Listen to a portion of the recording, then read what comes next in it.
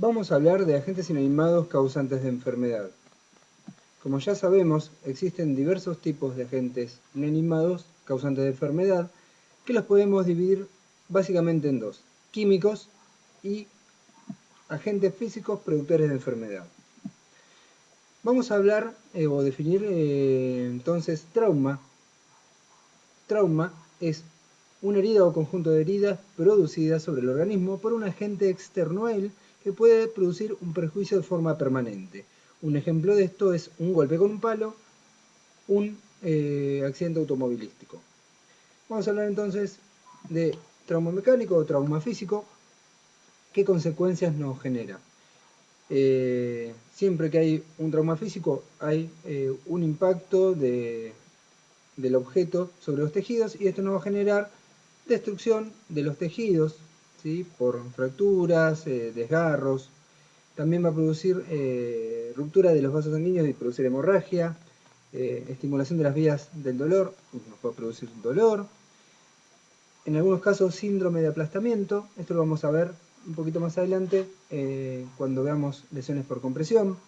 Obstrucciones, ¿sí? Tanto por la misma compresión de vías aéreas, aparato digestivo, por los mismos hematomas en un órgano que compriman vasculatura o otros sistemas. Infecciones, ¿sí? Por contaminación de las heridas producidas por este agente injuriante con bacterias propias del mismo organismo o introducidas por el agente. Shock, en el caso de no poder estabilizar todas las causas anteriores, y posteriormente la muerte. Vamos a hablar entonces ahora de heridas. ¿Qué es una herida? Una herida es una solución de continuidad de los tejidos blandos. Las vamos a clasificar. Entonces vamos a hablar de heridas incisas, que son más largas que profundas y suelen ser más limpias que otras heridas, como por ejemplo las producidas por el corte de un bisturí. Otro tipo de heridas son las punzantes, que son más profundas que largas. Como ejemplo de esto es las heridas provocadas por un cuchillo.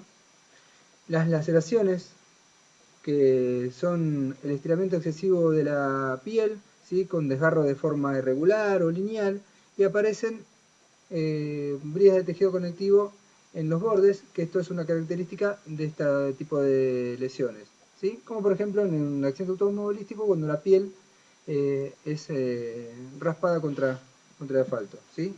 Tenemos otro tipo de heridas, que son las contusiones, que son las producidas por objetos romos, o sea, la superficie que impacta o golpea el organismo es roma, no produce disrupción de los tejidos, o sea que no va a haber una separación de los tejidos, pero sí una ruptura de los vasos pequeños, ¿sí?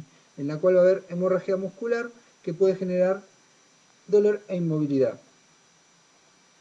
También tenemos la abrasión, que es el desprendimiento circunscripto de la piel, ¿sí? Como dijimos por ejemplos de un accidente automovilístico donde la piel roza contra el asfalto. Y la erosión, que es semejante a la anterior, pero en los tejidos mucosos. Entonces vamos a hablar brevemente ahora de lesiones por compresión, que las vamos a dividir para facilitar la comprensión a gran escala y a pequeña escala. A gran escala es, por ejemplo, una porción del organismo es sometida a presiones de forma constante y sostenida. ¿Esto qué va a generar? Primero, lesión por la misma presión ejercida sobre las células, y además un cese de la irrigación. Esto hace que las células empiecen a morir y empiecen a liberar sustancias hacia los tejidos. Si nosotros quitamos este estímulo, o esta injuria, al restablecerse la circulación, esas sustancias vuelven a la circulación y empiezan a circular por el organismo, produciendo una cierta cantidad de signos generalizados ya. Ya no va a ser una lesión de forma local, sino que ahora puede llegar a producir lesiones de forma generalizada que pueden terminar con la muerte del animal, ¿sí? Y a pequeña escala, bueno, ya lo vimos anteriormente cuando vimos el quiste hidratídico en el hígado, ¿sí? Que un quiste producido por un parásito empieza a comprimir y ejercer presión sobre las células circundantes. Estas células, al estar sometidas a una presión, no se pueden nutrir de forma eficiente, no tienen espacio para realizar sus actividades metabólicas y empiezan a tener cambios degenerativos, incluso hasta algunas morir, ¿sí? Ahora vamos a hablar de las lesiones por explosión. Bueno, las lesiones por explosión no son más que lesiones producidas por presión también, pero esta presión es de alta intensidad, pero de muy breve duración. Cuando hay una explosión, no importa el tipo, se generan ondas de choque. En el caso del aire, el aire es empujado de forma brusca. Estas ondas de choque, esta masa de aire, golpea contra el organismo y genera lesiones muy similares a lo que se generarían por un trauma mecánico. En el caso de las lesiones por explosión debajo del agua son aún más importantes porque en el agua la explosión se dispersa en todas direcciones con igual fuerza, ¿sí? Esto genera una explosión aún mucho más fuerte, la onda de choque mucho más fuerte. Ahora vamos a hablar de lesiones por temperatura o alteraciones por exceso de temperatura principalmente. Y unas son las lesiones por acción sistémica del calor, que es la hipertermia. ¿Qué es hipertermia? La hipertermia es el aumento de la temperatura corporal por encima de los valores fisiológicos, que van a ser diferentes para cada especie. ¿Qué puede ocurrir? Bueno, o cómo puede ocurrir, son por alteraciones de los factores de la termorregulación o también en casos de insuficiencia renal o población intravascular diseminada. Las lesiones por acción sistémica de calor son, por ejemplo, el golpe de calor. ¿Qué es el golpe de calor? El golpe de calor es cuando los sistemas de termorregulación, principalmente los de eliminación de calor, son saturados, ¿sí? O sea, son incapaces de eliminar el calor excedente que viene del medio externo, ¿sí? O del ambiente. Tenemos factores predisponentes que nos pueden llegar a generar un golpe de calor, que son, por ejemplo, la capacidad de termorregulación. Esto tiene que ver mucho con la especie. Hay diferentes tipos de especies que termorregulan mejor o peor, o que están adaptadas a medios y son capaces de en ese medio regular mejor la temperatura que otras especies en ese mismo medio. También tiene que ver el espesor de la piel, la cantidad de pelo y la importancia del medio ambiente, ¿sí? Podemos tener también una especie que termorregule bien, o sea, o que esté adaptada al calor, pero si nosotros la sometemos a un mal transporte, una mala ventilación, la acción directa del sol o el calor en lugares donde no se pueden proteger, o sea, no se pueden proteger sin tener sombra, también nos puede generar un golpe de calor. ¿Qué signos o síntomas nos genera el golpe de calor? Bueno, acá no están en orden, pero básicamente son estos, que es la pérdida de conciencia, ¿sí? Ya esto avanzado, el golpe de calor, las mucosas hiperémicas, que es uno de los primeros que aparece, la piel está caliente y seca, hay temblores, la respiración superficial e irregular, que esto también es, junto con las mucosas hiperémicas, es uno de los primeros signos que tenemos para detectarlo. Vómitos, la producción disminuida de orina, la oliguria, la concentración de esta misma, la putrefacción y el rigor mortis aparecen mucho más rápido. También puede generar edema cerebral, ¿sí? Por eso la pérdida de conocimiento, hemorragias en meninges hipotálamo, degeneración y necrosis del miocardio y riñón. Ahora vamos a hablar de insolaciones. ¿Qué es la insolación? Es la acción directa de los rayos solares sobre la cabeza. Bueno, ¿qué características tiene? Dice, no hay hiperemia generalizada. Obviamente, los rayos solares afectan la cabeza y no producen un síndrome generalizado como en el golpe de calor. Dice que es común en primates, caballos lagomorfos, roedores y caballos, ¿sí? Por el sistema de termorregulación que tienen. Y aparte, como por ejemplo en cerdos y rumiantes, hay un sistema de contracorriente entre la carótida y los plexos venosos que vienen de las fosas nasales que hacen que sea más eficiente la disminución de la temperatura cefálica, ¿sí? En los carnívoros aparece, o hay, mejor dicho, un sistema semejante. Y ahora vamos a hablar de las lesiones producidas por acción directa y local del calor. Y las vamos a llamar quemaduras. A estas quemaduras las vamos a clasificar,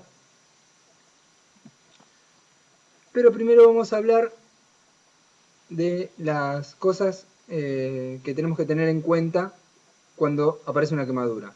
¿Qué va a ser? La profundidad, la extensión, la lesión, las lesiones por inhalación de humo, que muchas veces suele ser más importante que la quemadura en sí. Las infecciones secundarias, también producidas por los daños que genera la quemadura, que hasta a veces generan mucho más daño que la quemadura en sí, como lo mismo dijimos por la inhalación de humo. Y la deshidratación.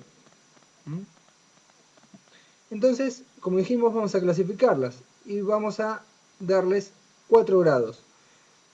Entonces tenemos la quemadura de primer grado, que es la que genera eritema y edema. Las lesiones en epidermis superficial, no hay trastornos generales. Es la típica quemadura del sol donde se nos pone la piel roja, ¿sí? Después tenemos la quemadura de segundo grado. Acá aparece la ampolla, a lo que nosotros llamamos flictena. Hay destrucción de epidermis con conservación de los folículos pilosos. Si nosotros nos sacamos esa ampollita, los folículos pilosos todavía siguen dentro de la piel. El tercer grado ya es un poquito más importante. Hay necrosis y úlceras de epidermis, lesiones en dermis y folículos pilosos, hay autointoxicación, hay daño renal, hay colapso circulatorio, infecciones secundarias, shock endotóxico y coagulación intravascular diseminada, ¿sí? Las células dañadas liberan toxinas a la circulación, que estas son las que nos van a generar el daño renal, el colapso circulatorio y la coagulación intravascular diseminada. En el cuarto grado aparece lo que es calcinación y carbonización. Dice que hay severa intoxicación y muerte. Acá no va a depender del área afectada, del tamaño ni el lugar afectado. Nosotros podemos tener una quemadura de tercer grado amplia o una quemadura de segundo grado de casi el 75% del cuerpo sin llegar a producir la muerte. En este caso basta solo la carbonización de un dedo como para llegar a producir la muerte. Son tal la cantidad de toxinas que se liberan o de sustancias que se liberan a la circulación que esto ya es suficiente como para producir la muerte del animal. Ahora vamos a hablar de lesiones producidas por temperatura, pero para abajo, por bajas temperaturas. Entonces vamos a hablar de hipotermia. ¿Qué es la hipotermia? Bueno, es el descenso de la temperatura corporal por debajo de los 32. La hipertermia generalmente dijimos que es dependiente de la especie. Acá por lo general 32 se considera para todas las especies iguales, o sea, todas las especies de sangre caliente, ¿sí? No estamos considerando los animales poiquilotermos, solamente hablamos de homeotermos. Entonces, ¿qué nos va a producir la hipotermia? Bueno, dice, se genera una pérdida de conciencia y fibrilación auricular, ¿sí? Esto no es obviamente al principio, sino durante un tiempo prolongado o una hipotermia importante. Hay hipoxia generalizada por la vasoconstricción de la vasculatura periférica, principalmente periférica, obviamente en zonas de circulación terminal. También, si esta hipotermia es sostenida en el tiempo y no es tan severa, nos puede llegar a producir una hipertrofia de la glándula adrenal, degeneración de la grasa del hígado, riñón, miocardio y músculo y parálisis vulvar. ¿Sí? O sea, hay parálisis de los centros respiratorios. ¿Qué pasa si aún hace más frío? Bueno, nos encontramos con las lesiones por congelación. ¿Qué nos generan estas lesiones? Bueno, tenemos que tener en cuenta que, como dijimos, en la hipotermia ya había vasoconstricción periférica. Acá la vasoconstricción periférica es todavía más marcada, ¿sí? Lo que va a generar necrosis por falta de irrigación y además la formación de cristales o microcristales dentro de las células que van a producir el estallido de la célula. Recuerden que el citoplasma de la célula es prácticamente casi todo agua. El agua, cuando es congelada, aumenta de tamaño, ¿sí? A diferencia de otras sustancias. Estos cristales aumentan el tamaño del citoplasma y producen el estallido de la célula. También las vamos a clasificar y le vamos a dar 4 grados al igual que las quemaduras. Y tenemos en primer grado el eritema, es exactamente igual a la quemadura por primer grado, o sea, enrojecimiento de la piel, ¿sí? Pero nada más que eso. El segundo grado, al igual que la quemadura, aparecen los flectemas, hay ampollas. El tercer grado ya hay gangrena por lesión vascular irreversible. Ya acá el tejido se muere por la falta de irrigación. ¿Sí? Que esto es lo que les pasa, por ejemplo, a los alpinistas o animales que quedan atrapados en la nieve.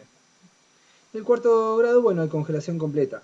Esto obviamente es si todo el organismo o todo el animal queda sometido a temperaturas por debajo del punto de congelación.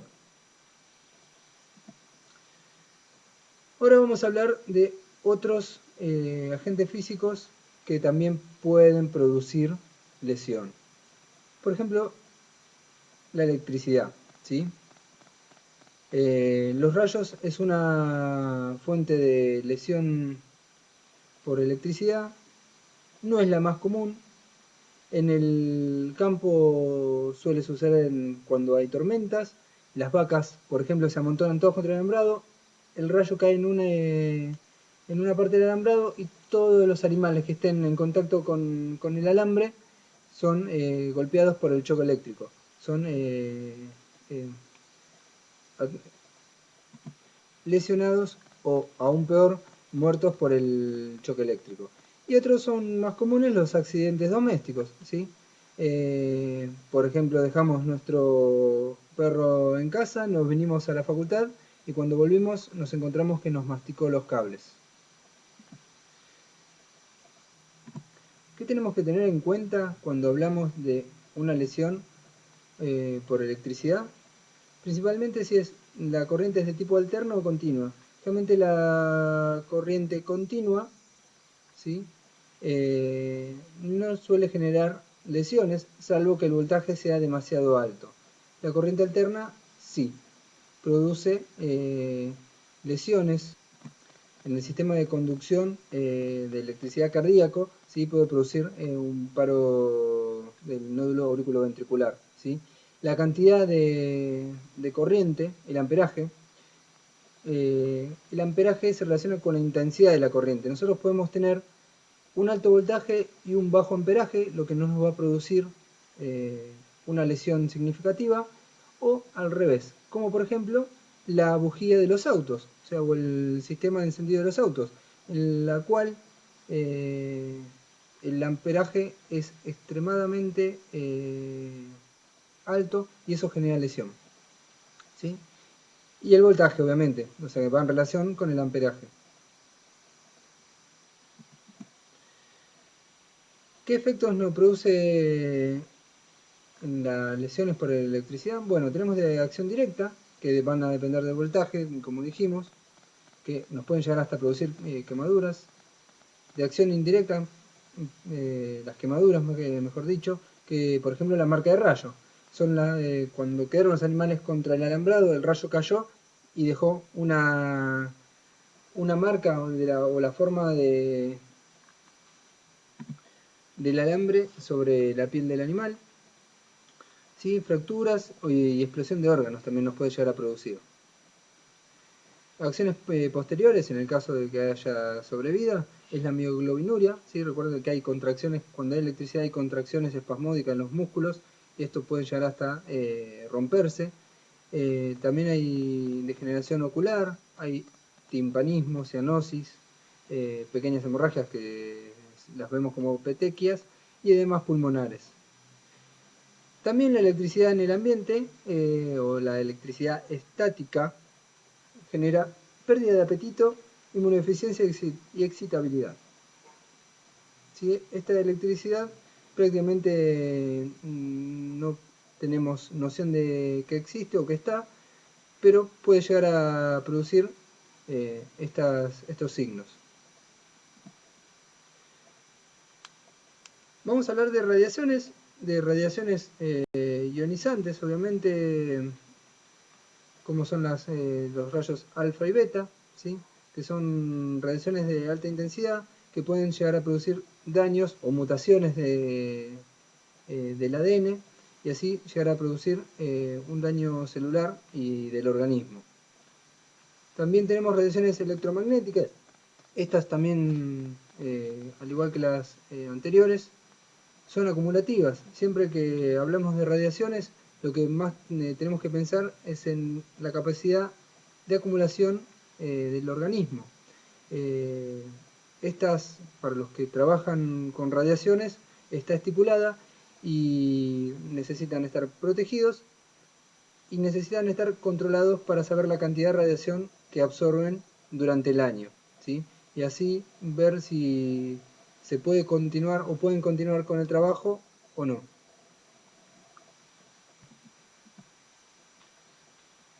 Como dijimos, la acción va a depender de la dosis y del tiempo de exposición. Son acumulativas. Cuando hablamos de dosis, hay y recalcando que son acumulativas, recuerden que producen daño sobre el ADN y cuanto más daño acumulamos en el ADN, más posibilidades tenemos de tener una lesión celular, que esto podría llegar a producir, por ejemplo, neoplasias, ¿sí? Ahora entonces vamos a ver los efectos de las radiaciones, ¿sí? Y tenemos efectos agudos que son la vasodilatación, edema, eritemas, y alinización de la capa media, hiperplasia íntima de los vasos sanguíneos, ¿sí? Que esto después termina produciendo hemorragia, y efectos agudos sobre la médula ósea e intestino, ¿sí? Produce muerte, o necrosis mejor dicho, de todas las células de alto índice mitótico, ¿sí? Y recordemos que tanto las células del intestino como las de la médula ósea se están dividiendo de forma permanente y rápida. Tenemos entonces efectos crónicos que generan generación de radicales libres, como dijimos, daños en el ADN que pueden producir mutaciones, en caso de hembras embarazadas, la muerte o la malformación del embrión. También puede producir hipotiroidismo, fibrosis, cirrosis, úlceras. Y vamos a hablar de los rayos ultravioletas, las radiaciones solares. ¿Sí? Puede producir inflamaciones en la piel, dermatitis solar, con quemaduras de primer y segundo grado en áreas despigmentadas, ¿sí? Esto es por eso la importancia de la melanina. Realmente en áreas desprovistas de melanina pueden generar más lesión. Tienen también un efecto sobre el ADN, un efecto mutagénico, ¿sí? Que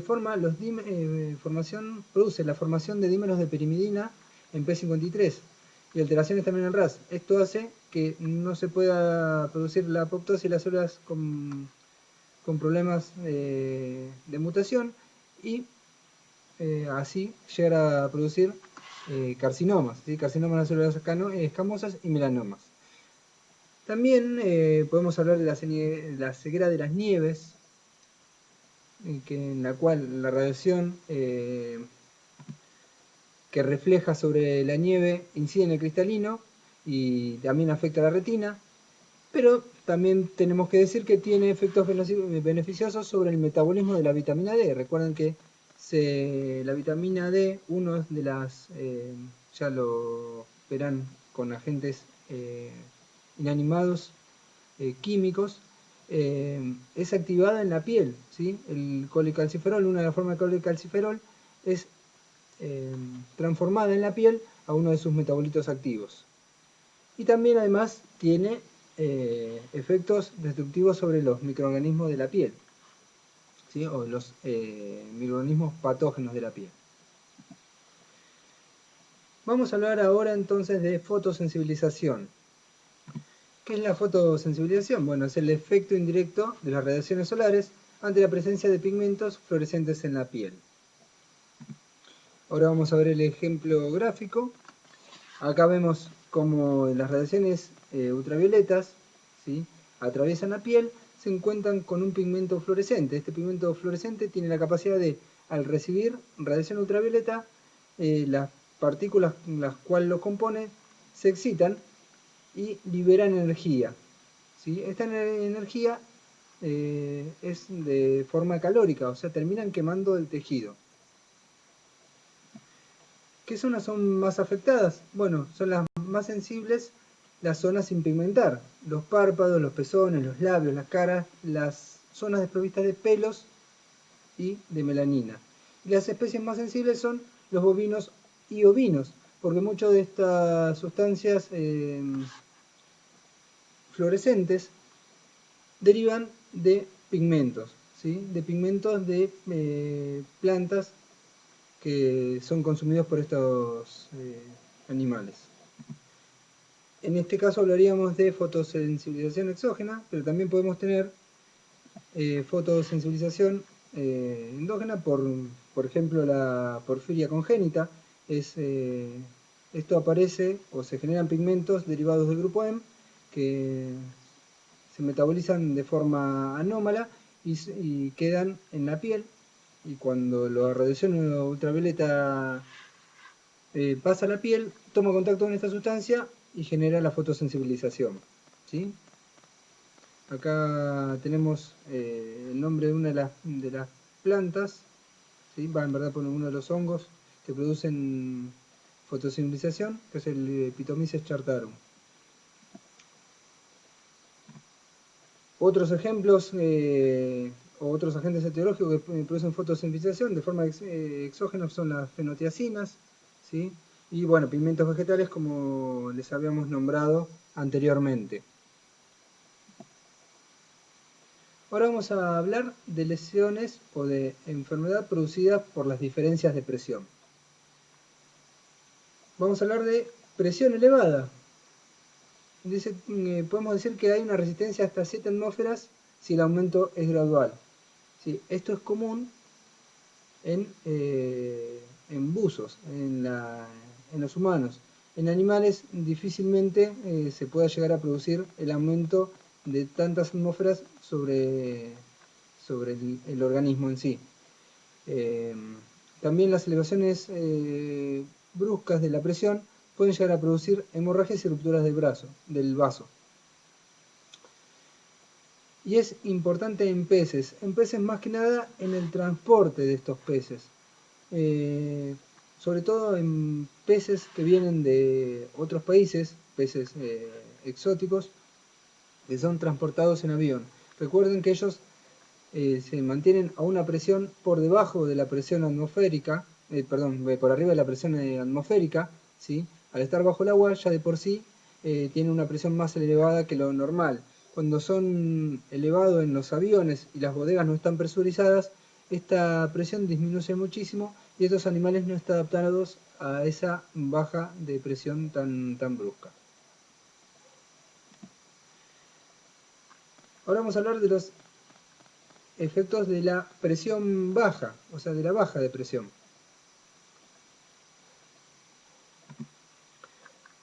Un ejemplo es la enfermedad de los buzos. Como dijimos, como el aumento de la presión en animales también era raro, también es el descenso brusco de la presión. Los animales por suerte no bucean, entonces nunca son sometidos a altas presiones y tampoco se tienen que descomprimir de forma brusca, como le pasa a algunos buzos. ¿Sí? En la enfermedad de los buzos, cuando el buzo comienza la inmersión, al ir ganando profundidad, la presión atmosférica va aumentando, la solubilización de los gases en sangre aumenta, y al hacer un ascenso rápido, ¿sí? Piensen que el ascenso tiene que ser de forma gradual para ir produciendo una descompresión lenta. Si la descompresión esta no es lenta, el ascenso es muy brusco, estos gases que se fueron solubilizando en sangre empiezan a formar burbujas y coalescer unas con otras y formar burbujas cada vez de mayor diámetro que pueden llegar hasta incluir vasos de gran calibre. Pero sí existe el mal de las alturas, que es común en bovinos, sobre todo en animales que fueron trasladados desde un lugar a otro, como por ejemplo desde La Pampa los llevamos a Jujuy, donde la altura es mayor y la presión atmosférica lógicamente va a ser menor. Lo primero que vamos a encontrar es que hay disnea, obviamente porque hay menor cantidad o concentración de oxígeno en el aire que respiran. La disnea es compensatoria. También hay hipertrofia del corazón derecho, obviamente porque el corazón tiene que bombear mayor cantidad de sangre a los pulmones para tratar de oxigenar más sangre de lo que venía oxigenando normalmente, obviamente por la falta de oxígeno en el ambiente. También se puede producir enfisema y edema pulmonar. A largo plazo hay un incremento de la eritropoyesis, es una forma de compensar la disminución en la concentración de oxígeno. Una forma que tiene el organismo es mandar a circulación cada vez mayor cantidad de eritrocitos para que cada vez que estos eritrocitos pasen por los capilares del pulmón, tomen el oxígeno y al haber mayor cantidad de eritrocitos circulando, hay mayor captación de oxígeno total en la sangre. También puede haber petequias en las serosas de pulmón y corazón.